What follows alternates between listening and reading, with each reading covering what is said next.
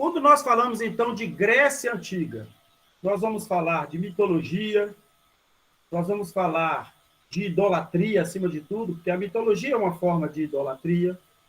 Então, nós vamos observar sobre essa questão religiosa.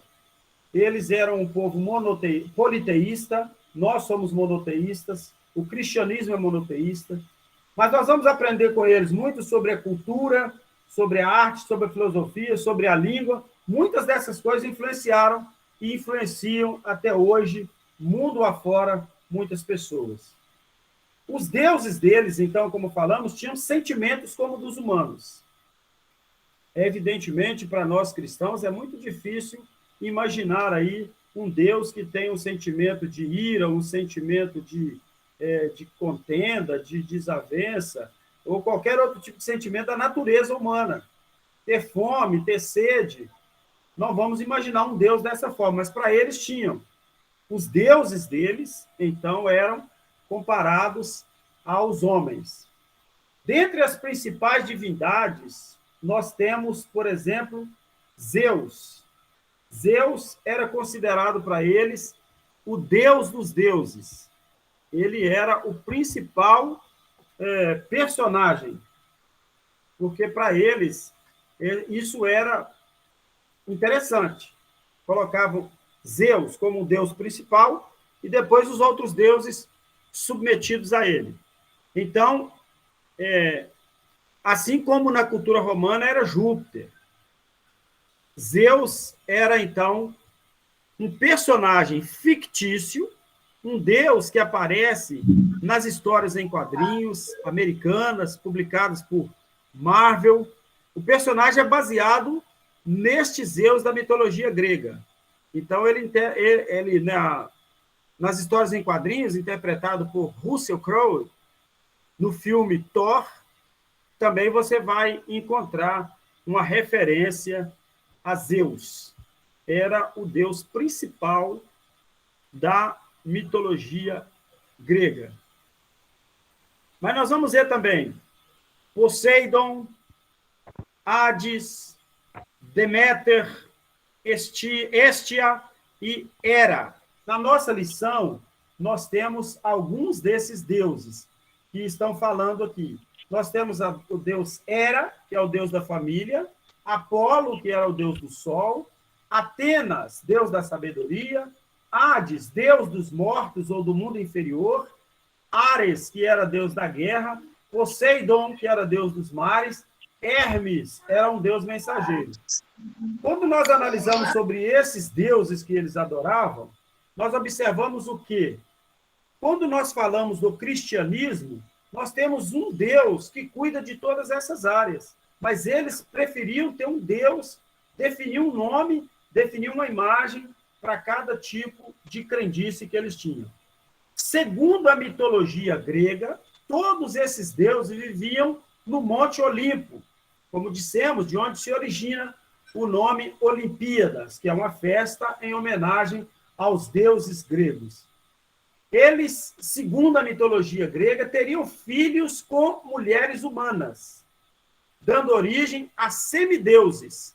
Para eles, dois importantes semideuses eram Hércules e Aquiles.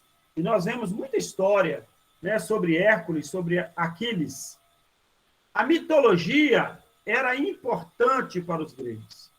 Entretanto, alguns pensadores passaram a questionar as histórias mitológicas sobre a criação do mundo, funcionamento da natureza.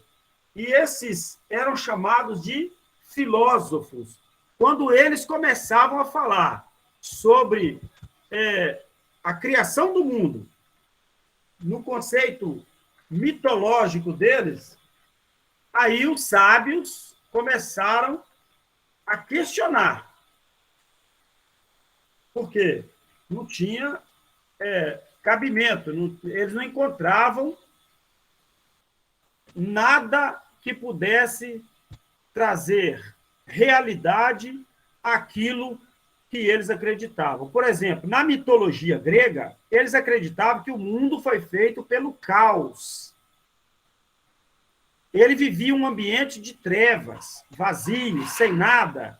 Então resolveu criar Gaia, que é a mãe terra. Eros, que o nome significa amor. Nix, que significa noite. E Tártaro, que são as profundezas da terra. Gaia, por sua vez, criou Urano, que representava o céu. Então, os filósofos não acreditavam nisso. Evidentemente, nós acreditamos na criação do mundo de uma forma diferente, porque nós acreditamos em Deus. Então, esses homens foram chamados de filósofos. Filósofo são aqueles que são amantes do conhecimento. Filosofia é amor pelo conhecimento. Então, nós vamos ver que, a partir daí, esses homens chamados filósofos começaram a lidar com essas questões e começaram a falar sobre elas, a questionar sobre elas. E nós vamos ver muito nos nossos próximos estudos sobre essas questões de mitologia, sobre os filósofos.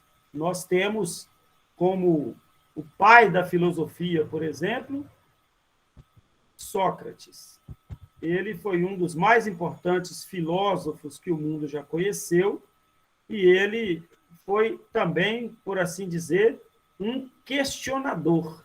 Ele questionava principalmente essa questão da criação do mundo, através da mitologia grega. Então, eles influenciaram o pensamento do mundo ocidental. Os filósofos, por diversos escritos deles que chegaram até os nossos dias de hoje, foram traduzidos ao longo do tempo. E nós vamos, então, dividir a filosofia grega em duas partes.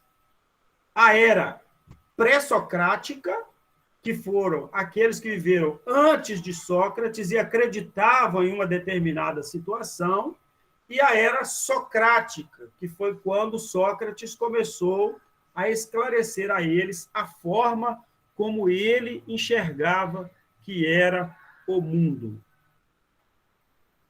Isabelle, fale aí, dê a sua contribuição. Abra o seu microfone. Ô, tio, não é pergunta não, eu só queria saber se essa gravação vai ser postada lá no grupo de história. Possivelmente eu vou enviar o link para vocês. Eu devo colocar no meu canal no YouTube, para ficar mais fácil o acesso. Ô, tio, é por causa que no dia quando você passou o nome lá na aula, né, presencial, eu acho que foi antes de ontem, foi antes de ontem, eu fui pesquisar e eu não encontrei seu canal. Sim, eu vou passar o link para vocês. Assim que eu postar o conteúdo relacionado à matéria e à correção, eu vou enviar no nosso grupo o link. Aí é só vocês clicarem e já vai lá direto. Tá bem? Uhum. É porque Ok. eu tenho vários canais do YouTube, mas eu vou fazer um canal mais específico, vou criar um canal de história para que vocês possam participar. Ok. Então, voltando ao nosso tema, Sócrates, ele começou a questionar a questão dos gregos quando eles tratavam sobre a criação do mundo. Os filósofos do período pré-socrático, eles entendiam de uma forma. Os filósofos do período socrático passaram, então, a enxergar de maneira diferente. E como os pré-socráticos, eles acreditavam e discutiam as questões da natureza, que nós chamamos de physis, com o elemento fundamental sem explicação mitológica, além de desenvolver questões matemáticas. Então, os pré-socráticos, por exemplo, temos em destaque Tales de Mileto e Pitágoras de Samos. Outro momento da filosofia grega foi chamado, então, o período socrático, onde o principal filósofo da época foi Sócrates. Ele tinha como metodologia de ensino perguntar. Eu acho que eu tenho um pouco de Sócrates na minha veia, porque eu gosto de criar um questionário. E eu gosto também de questionar as pessoas que me questionam. Isso é interessante porque abre o leque para o entendimento. Então, o principal filósofo do período foi Sócrates, por isso foi chamado período socrático. Outros filósofos famosos posterior a Sócrates, né? Platão, ele defendia o mundo das ideias. Aristóteles defendia uma explicação mundana. Filósofos desse período se concentraram em compreender questões éticas, como justiça e liberdade. Então, a partir deles, passou-se a discutir mais as questões relacionadas à justiça e à liberdade. Os gregos, então, como dissemos, foram criadores das Olimpíadas. Era praticada somente por homens e era feita em homenagem a Zeus, o principal deus do Olimpo. Durante as Olimpíadas, havia uma trégua entre as cidades-estado gregas. Elas cessavam as guerras, podiam estar guerreando da maneira que fosse, paravam as guerras para os Jogos Olímpicos. Então, uma grande importância de nós analisarmos é que os Jogos Olímpicos, até hoje, são considerados jogos amistosos. Inimigos se concentram. Eu não sei se vocês estão lembrados, há pouco tempo atrás, quando houve uma Olimpíada em que se enfrentavam Estados Unidos e Iraque. E os Estados Unidos tinham acabado de envolver em uma guerra muito grande contra o Iraque. Aí eles ali se abraçaram, festejaram, comemoraram. Então, iraquianos e americanos convivendo juntos, aí eles fizeram um alarde muito grande promovendo, então, as Olimpíadas. Entre os esportes praticados pelos gregos na Grécia Antiga estavam natação, corrida, arremesso de disco, salto em distância e outros. Então, esses foram, basicamente, os primeiros esportes olímpicos. Hoje, nós temos visto muitos esportes entrando nas Olimpíadas, por causa da influência do mundo ocidental, por causa da influência mais forte aqui da parte das Américas, que estão fazendo isso, e também do mundo oriental vieram muitos esportes inseridos nas Olimpíadas, como judô, outras lutas de karatê e tudo mais, taekwondo, porque passaram a fazer parte dos Jogos Olímpicos. Hoje nós temos, por exemplo, esportes que foram tecnicamente criados no Brasil, como futebol de areia, vôlei de areia, tudo introduzido nas Olimpíadas. Antigamente, então, eles praticavam mais, era natação, corrida, arremesso de disco, salto em distância e outros esportes que promoviam, né, e exibiam a capacidade física do homem. Nas artes, os gregos também se destacaram muito. Além de esculturas, eles foram criadores do teatro. Dois estilos que fazem sucesso até hoje. Por exemplo, comédia, que fazia críticas em forma de humor sobre o governo, e tragédia, que contava história sobre dramas humanos. As peças eram encenadas no espaço aberto, que era chamado de arena. Deixava a plateia sentada ao redor do palco, formando um arco ou semicírculo. Hoje, por exemplo, quando a gente vê uma questão aí de arenas, a gente vê a simbologia deles colocando ali exatamente parecido com as arenas da Grécia Antiga. Então, o que é que nós vamos observar nesse primeiro tópico que nós analisamos? A questão número 1, anote aí, isso já agora é correção. Correção da questão número 1 da semana do PET 3. Eu vou começar com vocês aqui. Como eu estou explicando da semana 3, nós vamos começar da semana 3. Para não ter complicação para vocês, depois a gente faz a 1 e 2, porque nós fizemos em sala e não tivemos tempo de corrigir a questão da semana 1 e 2. Então, nós vamos começar pela semana 3, depois a gente volta na 1 e 2 para ficar dentro daquilo que nós estamos querendo passar para vocês. A questão número 1. Cite 2 características da mitologia grega. Observe o que é que você colocou.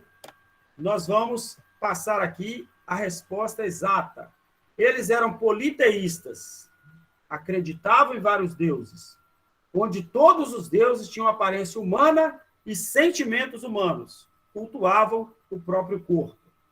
Essa é a primeira característica. A segunda característica, tratavam dos fenômenos naturais, explicando, por suas crenças, a origem da vida, e para eles, os deuses se relacionavam com humanos, gerando homens perfeitos, de onde veio, então, o jargão conhecido como Deus grego.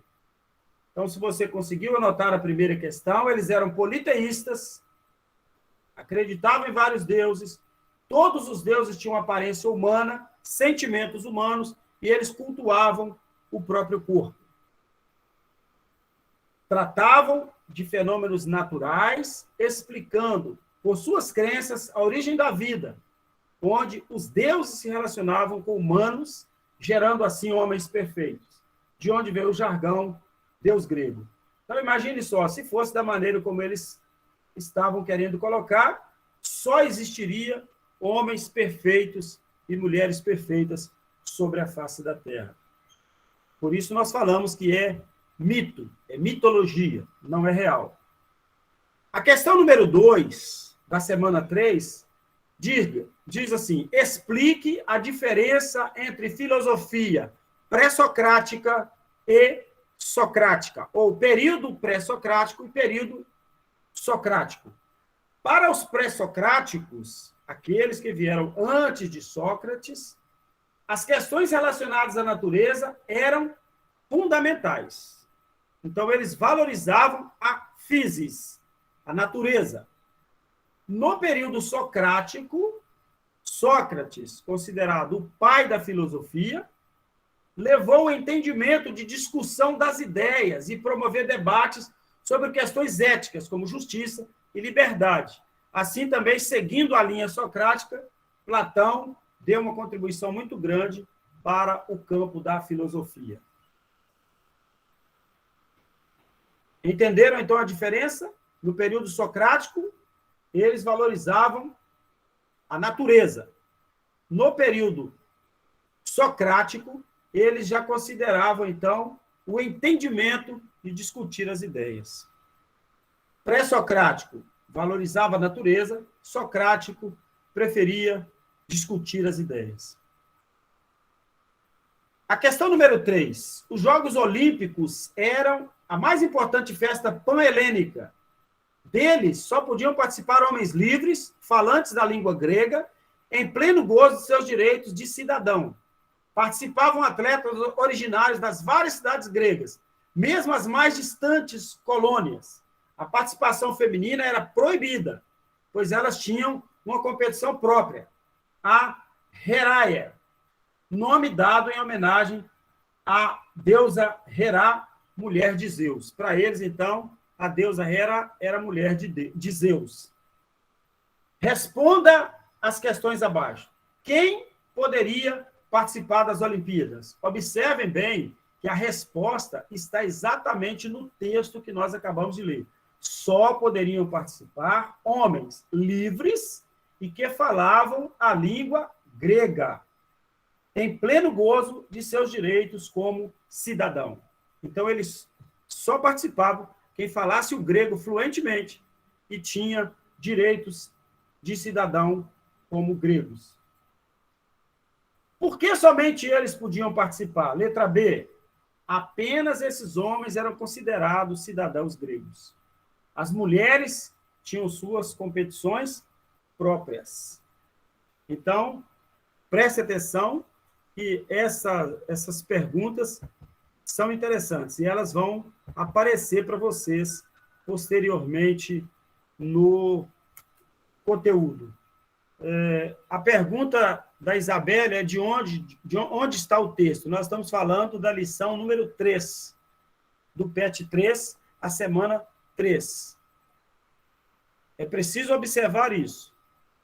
Nós precisamos ter o PET em mãos. Se você não tem ele aí, no sentido no impresso, então você pode também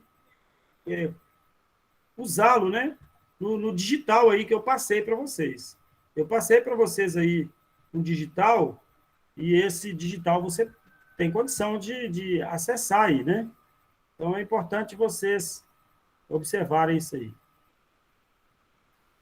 O meu PET de número 3, ele foi enviado para o grupo, ou seja, ele está no grupo, né? E aí a gente precisa que vocês participem para poder responder as perguntas. Mas, principalmente, se você não está com o PET, analise a resposta. Faça a anotação da resposta. Você, anotando a resposta, você vai conseguir, então, colocar no seu PET posteriormente. Eu vou enviar para vocês novamente o PET para que vocês possam anotar. Todos aqueles que não têm o PET. Então, a letra B. Informamos que só os homens poderiam ser considerados, só os homens livres, e só eles, porque eles eram considerados cidadãos gregos. As mulheres tinham a sua competição própria. A outra questão, a questão número 4, diz: leia o texto. O teatro da antiguidade foi uma das formas mais ricas de arte. Originou-se nas festas que saudavam o deus Dionísio, que era deus do vinho. Incluíam espetáculos de mímica, dança, música e a recitação de poesias. A tragédia era o gênero mais antigo do mundo, e os temas eram relativos à religião ou contos de heróis. Já a comédia, gênero novo que acabou caindo nas graças dos gregos, tinham temas mais voltados para o cotidiano, para os costumes. Existiam até mesmo críticas a governantes, a situações políticas, e na grande maioria das vezes eram tratados como sátiras. Então, eles faziam satirizações sobre as situações políticas, faziam zoada, né? No nosso termos hoje mais aportuguesado, sobre esses políticos. Quais eram, então, os principais gêneros gregos do teatro? Observem, se você lê a questão, isso é importante quando você for fazer a prova também, quando você lê a questão, você já tem a resposta. Observe que no próprio texto que nós lemos, está dizendo ali. O teatro grego tinha a tragédia como gênero mais antigo e a comédia. Então, era comédia e tragédia. O que era representado nas peças de teatro gregos eram com temas voltados para o cotidiano, temas relativos à religião, história de heróis e críticas aos governantes da época. Então, quando eles faziam a satirização, eles usavam os temas dos governantes da época para fazer ali uma zoada. Hoje nós chamamos de memes, né? A questão da letra D diz assim: você assistiu alguma peça de teatro com um ou dois gêneros? Qual o nome da peça?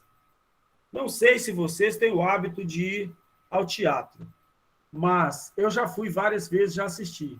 Mas vamos lembrar de um teatro que muitas pessoas já assistiram, que é a encenação da morte de Cristo. E tem também a outra peça teatral que é cômica, né? Que nós temos muito aqui na nossa região, que é Santinhas do Pau Oco. Então, eles fazem uma satirização ao governo, então ali tem comédia e tem também tragédia. Então, se você assistir uma peça teatral de Santinhas do Pau Oco, você vai encontrar esses dois gêneros. Para a semana 3, relate a sua dúvida. Escreva aí no chat, eu vou olhar para você, ou então você pode mandar no WhatsApp, eu vou estar também, dentro do possível, respondendo a cada um de vocês. Porém, nós vamos aproveitar muito mais a nossa aula, a nossa matéria. A questão, a semana 4, fala sobre Roma Antiga, origens e lendas da Roma Antiga. Fala sobre o período monárquico e fala também sobre a República, lutas entre plebeus e patrícios, nascimento do direito romano, conquistas romanas e consequências, influências da cultura grega no Império Romano, na Roma Antiga, invenção do latifúndio e escravismo, revolta dos escravizados, reforma agrária, crise da República, fortalecimento do Exército. Então, nós vamos ver que muitas dessas coisas que aconteciam na Roma Antiga acontecem ainda nos dias de hoje. A história política de Roma começa com uma história contada pelo poeta romano Virgílio, no livro Eneida. Segundo essa lenda, por volta do ano 1400 a.C., os irmãos Rômulo e Remo seriam filhos do deus Marte, com uma mulher chamada Reia Sílvia. O tio de Reia teria jogado as crianças no rio Tigre para morrerem, porém o cesto onde eles estavam teria sido encontrado por uma loba, que os amamentou, os protegeu, até serem encontrados por um pastor de ovelhas. O que aconteceu? Que ele os acolheu e criou até que eles crescessem. Em 753 a.C., os irmãos teriam sido responsáveis pela criação de uma nova cidade.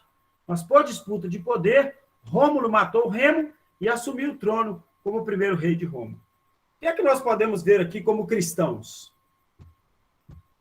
Olhando para o lado do cristianismo, nós vamos ver uma similaridade dessa história mitológica de Roma com relação à criação da cidade, eles alegando que por volta do ano 1400, os irmãos Rômulo e Remo tiveram a ideia de criar Roma.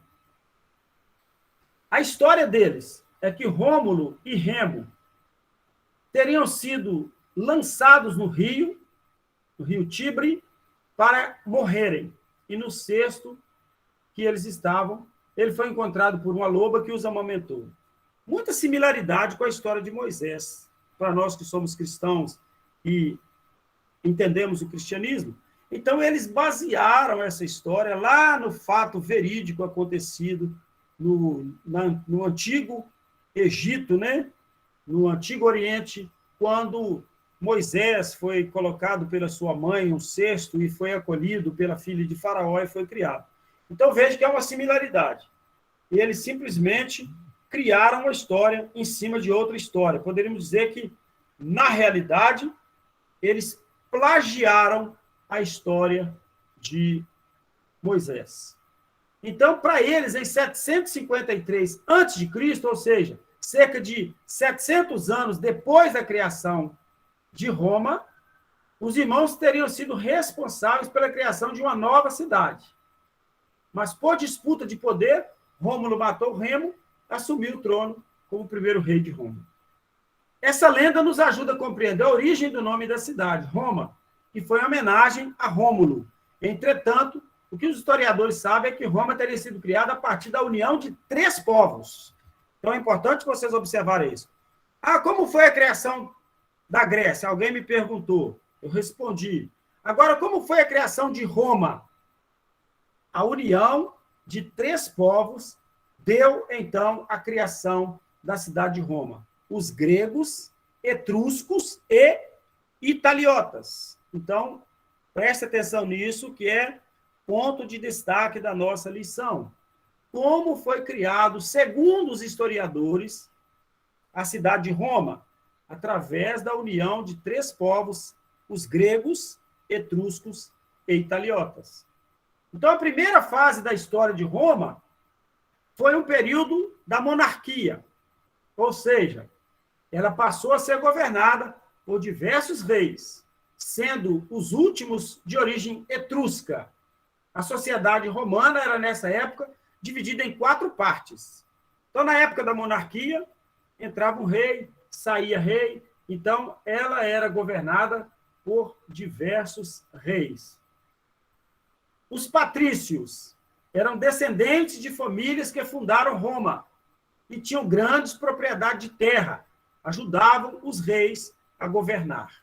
Então, os filhos dos grandes latifundiários, grandes fazendeiros da cidade de Roma, eram chamados de patrícios, e eles ajudavam a governar a cidade. Tinha também a classe dos clientes. Clientes eram os grandes comerciantes e intelectuais que trabalhavam na administração pública para os patrícios, por isso tinham alguns benefícios. Então, patrícios, filho dos fundadores de Roma, que eram fazendeiros. Clientes eram aqueles comerciantes que trabalhavam na administração pública para os patrícios. Por isso, tinham, então, alguns benefícios. A outra classe, a classe dos plebeus, era o povo composto por artesãos, comerciantes, camponeses, mas que não tinham direito político algum. E a outra classe é a classe dos escravos. Escravos eram os plebeus endividados ou prisioneiros de guerra. Então, naquela época, eles, como tinham poucos recursos, muitas vezes eles tinham que pegar emprestado. E pegando emprestado ou comprando para pagar depois, eles acabavam ficando endividados. E quando uma pessoa ficava endividada naquela época, ele tinha que se tornar escravo daquele que tinha emprestado a ele o dinheiro. Então, é o que nós poderíamos dizer que tem um ditado popular que diz assim: quem empresta para pobre, pede esmola para dois. Ou seja, os dois vão ficar devendo. Eles, então, pegavam dinheiro emprestado, possivelmente desses clientes ou dos patrícios, e eles ficavam, então, endividados. Eles tinham que se tornar escravos, eles tinham que passar o resto da vida, ou por um grande período, trabalhando para os seus senhores, que agora passavam a ser donos deles. Então, vejo que é muito diferente da questão da escravatura, quando foi o descobrimento do Brasil. Porque, nesta ocasião, eles se tornavam escravos porque estavam devendo, e não porque tinham dificuldades. Então, vejam bem, tem uma pergunta, por exemplo, de um aluno que quer saber onde está o conteúdo. Apenas no PET 3. O nosso conteúdo, ele não está relacionado ao livro. Ele não está aqui, ó. O conteúdo da prova não está aqui. Ele está especificamente no PET. Então, nós pegamos apenas o PET 3 para explanar a vocês a matéria, porque é nele que está o conteúdo da nossa prova. Então, atenção a isso. Não precisa se preocupar com atividades complementares do livro. O livro é para atividades complementares, pode ajudar você no entendimento na hora de fazer a prova, porque o conteúdo dele é importante. Se você aproveitar esse feriado para estudar e analisar todos os temas também do livro, vai ajudar você a clarear a ideia. Se você quiser comparar o conteúdo do livro com o conteúdo do PET, ótimo, mas é fundamental prestar atenção no PET. Ele é o fundamento da nossa prova. Então, os patrícios, eles tinham um grande poder político. Por quê? Eles eram filhos dos fundadores de Roma. Eles tinham honra. E eles podiam mandar, eles podiam ajudar na administração. Eles influenciavam nas decisões dos reis. E em 509 a.C., o rei Tarquínio acaba se desentendendo com os patrícios, porque ele havia criado leis que favoreciam os plebeus. Então, digamos que ele era um rei populista. Ele queria beneficiar plebeus. E plebeus, como nós observamos aqui, eles eram compostos por artesãos, comerciantes, camponeses, ou seja, eles não tinham nenhum direito político. E agora, o rei Tarquínio estava criando leis para beneficiar os plebeus.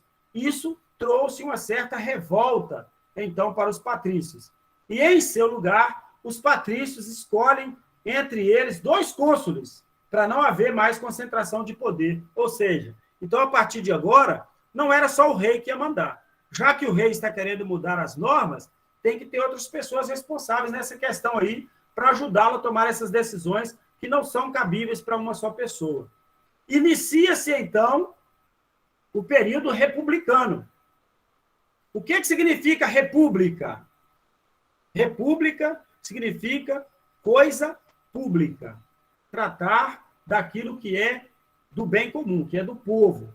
Então, nesse novo período, os patrícios iniciaram a república, eles aumentaram ainda mais o seu poder, criando um conselho de 100 cidadãos, que recebeu o nome de Senado, e era responsável por criar as leis de Roma. Então, observem só. No Brasil, hoje, nós temos um Senado que é composto por 81 senadores, escolhem-se normalmente 3 senadores de cada estado, como nós temos 27 estados, então, 81 senadores. Em Roma, os patrícios escolheram, então, 100 senadores, e ninguém poderia agora tomar decisão sozinho. Os patrícios tomaram uma sábia decisão, porque agora não era uma pessoa em função da nação, mas tinha mais 100 senadores para ajudar o rei nessas decisões. Pode falar quem chamou. O tio Iago está tentando entrar. Iago não conseguiu ainda? Não. Eu não estou vendo aqui a tentativa dele de entrar. Eu vou, então, jogar para ele o link novamente para que ele possa acessar. É preciso clicar no link que eu coloquei no grupo, porque através do link todos conseguem entrar, porque não tem restrição. Ele é um link de convite, né? Não tem restrição para acessar. Todos que estiverem, se faz parte do sexto, o link está aberto para o sexto ano. Se não faz parte do sexto, aí não consegue entrar, né? Mas... Ele é do sexto. Pois é. Então, eu estou vendo aqui que ele é do sexto e ele até mandou aqui uma mensagem dizendo que já fizeram isso. Eu sei que já fizeram. Essa aula é revisão. Revisão é voltar à matéria que vocês fizeram, porque eu não fiz essa matéria com vocês. E sou eu quem preparou a prova. Então, como fui eu que preparei a prova, eu quero que vocês fiquem por dentro do assunto. Então, é só o Iago agora clicar no link, ele vai conseguir entrar. Pode comunicar com ele aí que o link está lá no grupo 601. Então, a República Romana foi crescendo e as desigualdades aumentando.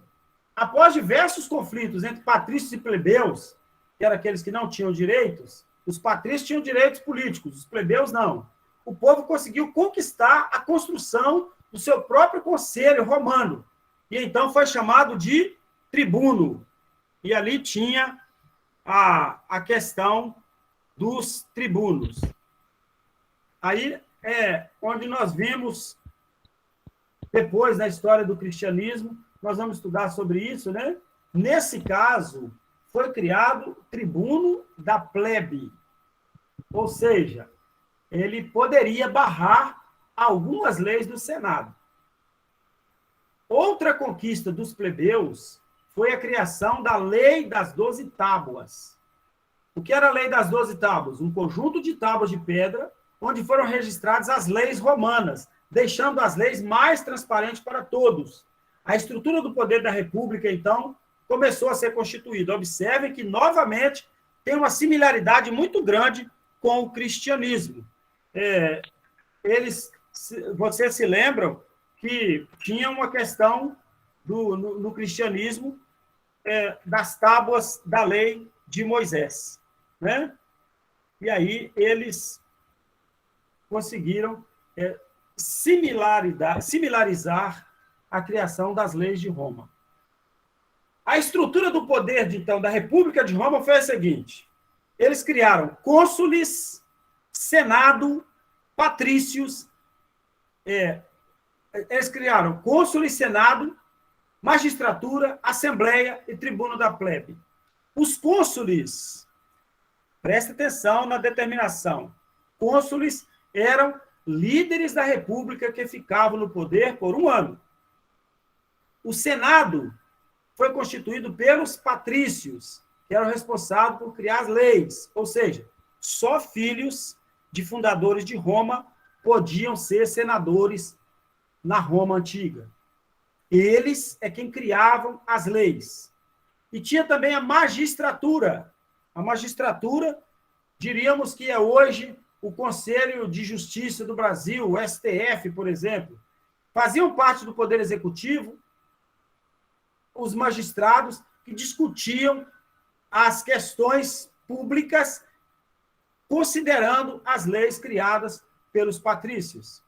E tinha a Assembleia Popular, que era formada por patrícios e plebeus. e elegia os cônsules. Então, houve-se a abertura, a Assembleia Popular. A Assembleia Popular seria praticamente, ou basicamente, o que nós temos hoje, Congresso. Nos tempos antigos, há pouco tempo atrás, o que acontece?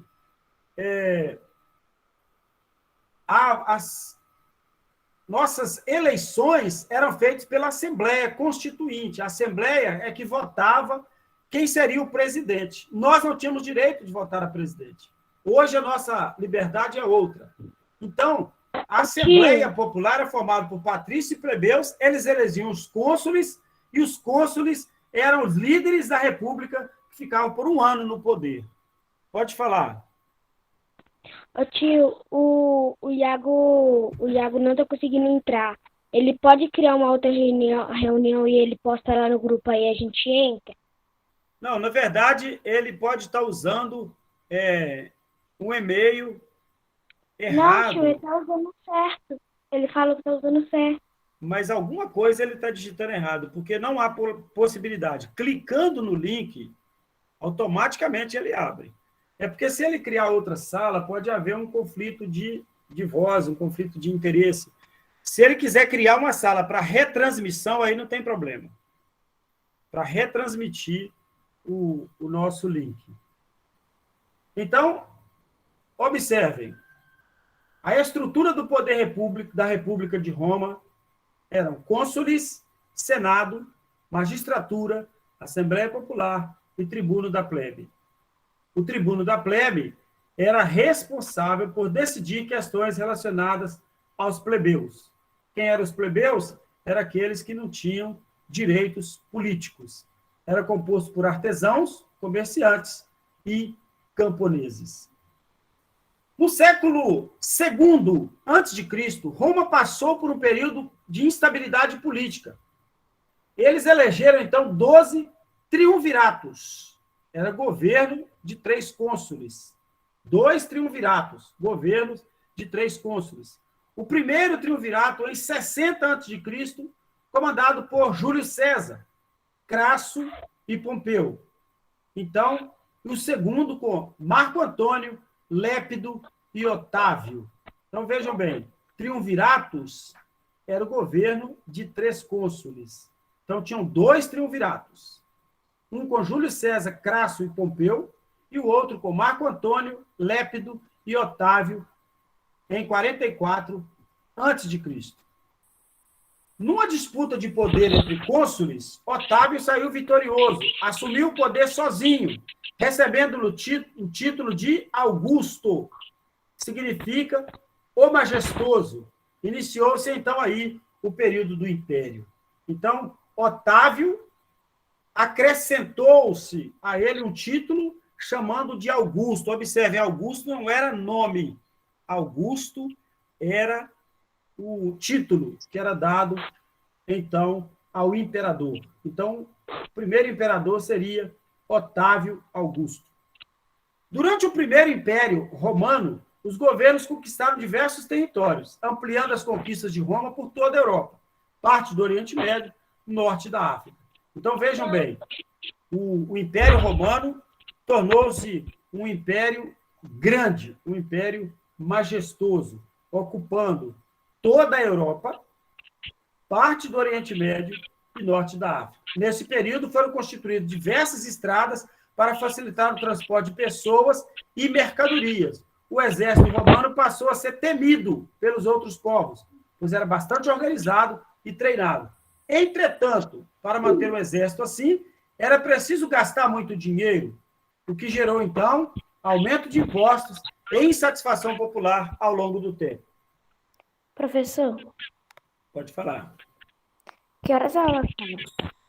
Após a correção desse exercício que nós vamos começar agora, nós vamos finalizar, porque eu vou chamar a turma do 7º ano também para fazer com eles. Então, hoje nós estamos fazendo 3 e 4. Segunda-feira eu quero contar com vocês pela manhã para fazermos o 5 e 6. Aí nós vamos finalizar e vou postar para vocês no link lá, o meu canal, o vídeo e a correção. para que todos vocês possam também assistir novamente o vídeo, tirar suas dúvidas e fazer uma boa prova. Então, as nossas atividades. PET 3. Vamos lá, semana 4. O que é que nós temos aqui? Para a primeira questão, origem de Roma, tem duas versões. Quais são, então, as duas versões? Primeiro, a história mitológica que Rômulo e Remo teriam sido amamentados por uma loba e que, por volta de 1400 a.C., fundaram a cidade de Roma. A segunda versão conta que Roma teria sido criado através da fusão de três povos, gregos, etruscos e italiotas. E nós acreditamos nessa segunda versão. Mas, para a questão, está perguntando a diferença entre as duas versões da criação de Roma. Presta atenção na questão número 2, que é fundamental você analisar. Complete o quadro com as principais características de cada período histórico da Roma Antiga. Os períodos históricos da Roma Antiga são monarquia, república e império. Monarquia. Tem um quadrinho no seu PET que você vai preencher. Era governada por reis, dividida em 4 grupos. Grupo de patrícios, descendentes da família fundadora de Roma, os clientes, que eram comerciantes intelectuais e trabalhavam para os patrícios, artesãos, artesãos e camponeses, que eram os plebeus, e escravos, que deviam os empréstimos feitos aos seus senhores e os prisioneiros. E tinha também os patrícios, que tinham grande poder político, influenciavam nas decisões dos reis. Então, monarquia tinha 4 grupos distintos: patrícios, clientes, plebeus e os patrícios eram os que e também os artesãos, que eles influenciavam, né, nas decisões dos reis. Muitos conflitos entre patrícios e plebeus, pois a desigualdade aumentava a cada dia. O poder da república era dividido em 5: cônsules, que eram os líderes republicanos, senadores, patrícios, que criavam as leis, magistratura, que era o poder executivo, Assembleia Popular, da qual pertencia patrícios e plebeus, que elegiam os cônsules, e tribuno da plebe, que era o conselho dos plebeus. Com relação ao império, principal característica: conquista de território no Oriente Médio, norte da África e toda a Europa. Então, o Império Romano fechou o ciclo, dominando toda a Europa, parte do Oriente Médio e norte da África. Diversas estradas foram construídas e o exército romano passou a dominar e impor medo a vários povos.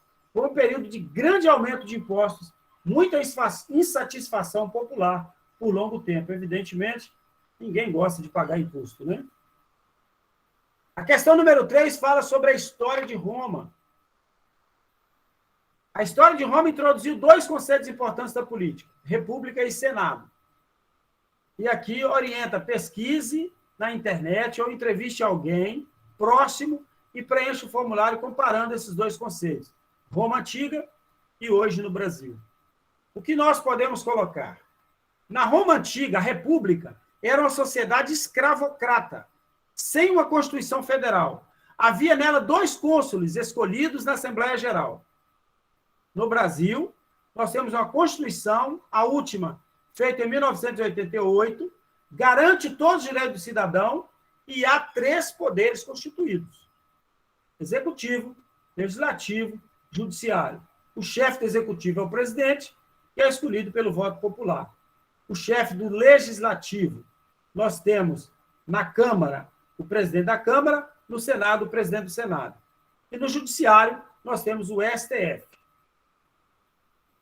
Na Roma Antiga, como era o Senado?